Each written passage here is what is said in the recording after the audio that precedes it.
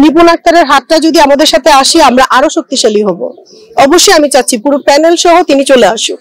তাকে আমি বলবো যে আপনি বিজয়ীরও বিজয়ী, আমরা বিজয়ী হয়েছি, আপনাকে বিজয়ী আমরা ঘোষণা করলাম আমাদের মধ্যে যে আপনি আসবেন, একসাথে হাতে হাত রেখে কাজ করবেন।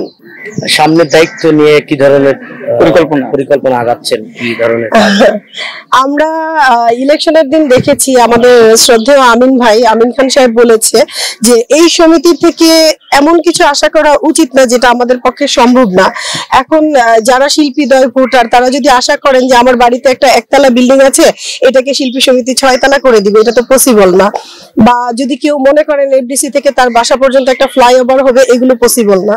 যেগুলো পসিবল সেগুলো আমরা ট্রাই করব। বিশেষ করে এটা ছবির জায়গা, আমাদের মনোয়ার হোসেন ডিপজল সাহেব কিন্তু একটু আগেও ঘোষণা দিলেন যে প্রতিটি ডিস্ট্রিক্টে তিনি টুইন হল করবেন। তো আমার মনে হয় হল যখন হবে আমাদের কাজ কিন্তু ছবির সংখ্যা হবে। তিনি হল করতে পারেন মানে তিনি কিন্তু ছবিও বানাতে পারেন। তো আমি মনে করি যখন আমাদের অনেক ছবি হবে স্বাভাবিকভাবে আমাদের এই 570 জন শিল্পীর মধ্যে 250 থেকে 300 শিল্পী কিন্তু কাজ প্রত্যাশী, এখনো তারা কাজের জন্য কিন্তু ঘোরাঘুরি করেন প্রচুর পরিমাণে, সেখানে আমিও ইনক্লুডেড। আমিও কিন্তু এখন বলতে গেলে বেকার, এটা আমার নিজের অযোগ্যতার জন্য না, আমি বলবো যে এটা আমাদের ফিল্মের অযোগ্যতার জন্য যে ছবি হচ্ছে না। আমরা সমস্ত বেকাররা মিলে আবার কাজের মানুষ হব, এইটাই চাই। আপা এখানে একটা প্রশ্ন হলো, এই যে বললেন যে সিনেমা হচ্ছে না বা আপনি বেকার ওই অর্থে বললেন যেভাবে সিনেমা হচ্ছে না, কিন্তু আমাদের সিনেমা কিন্তু এখন বাইরের দেশের অভিনেত্রীদের বেশি আধিক্য, এটা নিয়ে কি বলবেন? সেগুলোই তো আমি এই যে বললাম, সবকিছু সুপারভিশনের দরকার আছে। বাইরের দেশের যদি আধিক্য হয় আমরা নিজের দেশের বেকার মানুষরা কোথায় কাজ করব? সেই কাজের পরিধি দরকার, কোয়ান্টিটি দরকার। মানে এটা আসলে আপনি যে এবার নির্বাচিত হলেন, ব্যক্তিগতভাবে আপনি কোন বিষয়টাকে বেশি ফোকাস দিবেন শিল্পী সমিতি থেকে? আসলে আমি তো ওই যে বললাম যে আমরা ছবির মানুষ, আমরা কিন্তু কাজ চাই। এই ঝর্ণা স্পটে দাঁড়িয়ে আপনাদের ক্যামেরাতে ইন্টারভিউ দিব, এটা কিন্তু আমাদের মুখ্য চিন্তা ধারা না, এটা কিন্তু আমাদের চাওয়া না। আমাদের চাওয়া হচ্ছে আমরা শুটিং করব, সেই শুটিং স্পটে আপনারা আসবেন। নির্বাচনের মাঠ থেকে কথা বলতে চাই না, শুটিং এর মাঠ থেকে কথা বলতে চাই। এফডিসিতে আসলে কাজ কমে গেছে আগের থেকে, সেই জায়গা থেকে আপনারা কোনো পরিকল্পনা করবেন কিনা? না, এটাই তো বলছি যে আমরা কাজের জন্য মাত্র তো বসলাম 2 দিন হলো, এখনো আমরা কিন্তু বসতে পারিনি। আমরা ঠিক মতন শপথটা নিয়ে যখন বসবো আমাদের কাজ নিয়ে সর্বপ্রথম পরিকল্পনা যে আমাদের শিল্পীরা কিভাবে বেকার থেকে আমরা আবার নিজেরা কাজে ব্যস্ত থাকবো, আবার কিভাবে দর্শকের জন্য কাজ উপহার দিতে পারবো। আমাদের প্রকৃত দর্শকরা কিন্তু আমাদেরকে চায়। যতই আপনারা ইন্টারভিউ নেন, আমি দেখেছি যে খুব জনপ্রিয় নায়িকা বা চিনানা সম্পূর্ণ সবার নিচে 10-15 জনের একটা গ্রুপ হয়েছে যারা কিনা কমেন্টস করে যে একে নায়িকা বানালো কোন ডিরেক্টর, একে নায়িকা বানালো কোন পরিচালক। তেলাপোকাও একটা নায়ক, সেও একটা নায়ক।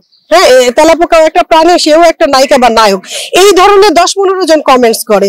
এটা আপনি বলবেন যে অপু বিশ্বাস বলেন, আমি বলেন, পূর্ণিমা আপু বলেন, এনিবডি এলস, যে কারো নিচে এই ধরনের 10-15 জনের কমেন্টস। একটা নায়িকা রত্না, একটা মানে যে কোনো একটা নায়িকাকে নিয়ে কিন্তু আমাদের মতো যারা আছেন 2-3 কোটি টাকা ইনভেস্ট করে প্রডিউসাররা, ডিরেক্টররা ছবি বানাতেন। কাজী হায়াতের মতন একটা মানুষের চুজিং কিন্তু ভুল হতে পারে না। তো এই মানুষগুলো আমরা কিন্তু বেকার হয়ে আছি ছবির জন্য। আমাদের কিন্তু বলতে গেলে এখন যে কোনো নায়িকাকে বিগতকালের নায়িকা থেকে শুরু করে আজকের নায়িকাদের নিচে পর্যন্ত লেখা হয় মানে আজে বাজে। আমি বললাম যে কমেন্টস এর মাধ্যমে আমাদেরকে বানায় দেওয়া হয় একদম বার্ধক্য, মানে বুড়িটা হয়ে গেছে আমাদের একটা গালি, অ্যাটলিস্ট বাংলাদেশের প্রেক্ষাপটে। অ্যাকচুয়াল কি তাই? ক্লাস 7 এ থাকতে আমি এখানে কাজ করতেছি। এখন আমি মনে করি যে যেই কাজটা আমি দিতে পারবো, হয়তো আগে টিনেজের কাজ করতাম, এখন টিনেজ না, আমার এইজ অনুযায়ী আমাকে কাজে নিবে, কাজে ডাকবে, সেই জিনিসগুলো কিন্তু পাচ্ছি না। তো আমরা চাচ্ছি যে আমাদের ছবি হোক, আমরা সবাই মিলে কাজে মানে মেতে থাকি। এই পরিকল্পনাগুলো আমি চাইবো ব্যক্তিগতভাবে আমার দলীয় সভাপতি, সেক্রেটারি এবং দলীয় যারা আছেন সহসভাপতি, সাধারণ মানে ইসি কার্যকরী সদস্যতে যারা আছে সবাই মিলে চাবো। সাধারণ ভোটার থেকে শুরু করে আমাদের শিল্পীদের সবাই ব্যস্ত হয়ে থাকি। আচ্ছা, একটা প্রশ্ন যাই যে আপনাদের অপোজিশন যে প্যানেল ছিল যারা পরাজিত হয়েছে তাদের কি সাথী নিয়ে কি আপনারা কাজ করবেন? আমরা সেটা সকালবেলায় কিন্তু বলেছি, নির্বাচনের রেজাল্ট ফলাফল ঘোষণা হয়েছে, আপনারা দেখেছেন। আমাদের বিপক্ষ নেত্রী নিপুণ আক্তার ছিলেন, তার হাত ধরে আমরা বলেছি, তিনি আমাকে জড়িয়েও ধরেছেন। এবং আমি আহ্বান জানাচ্ছি ব্যক্তিগতভাবে, আমাদের পুরো প্যানেলটি আহ্বান জানাচ্ছি, নিপুণ আক্তারের হাতটা যদি আমাদের সাথে আসে আমরা আরো শক্তিশালী হব।